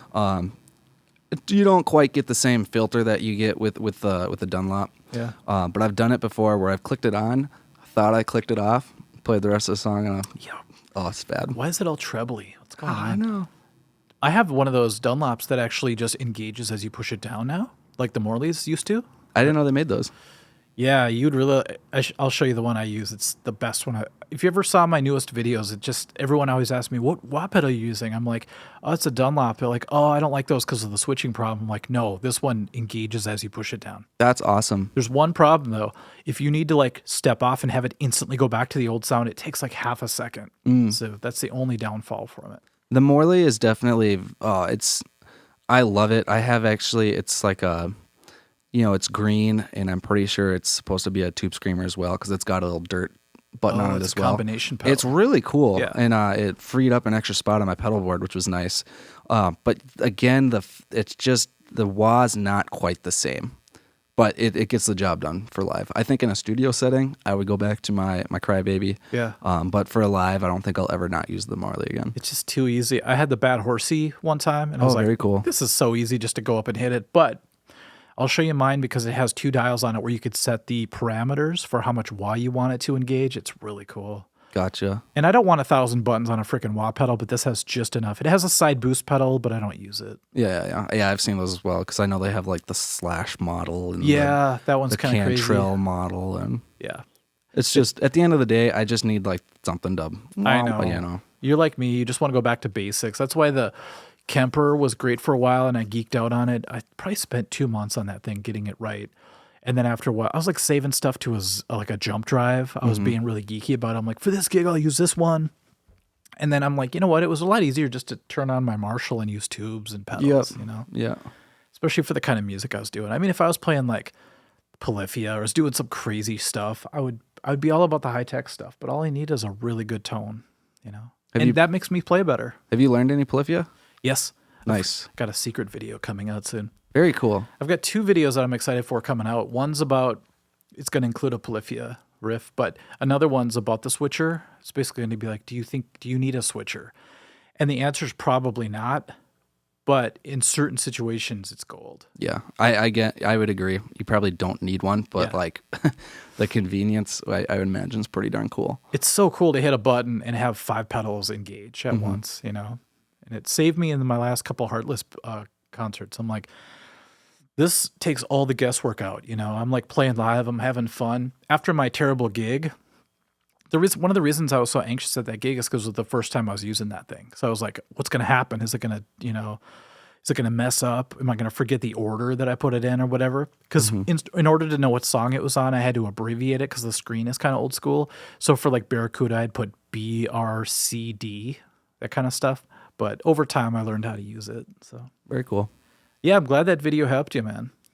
Yeah, definitely. Yeah, it's funny because that video got over 100,000 views like really quick, and then my follow-up video about how I got over my anxiety got like 5,000 views. It's like I think people want to relate. I was one of those 5,000 more to views. the pain. Thank you.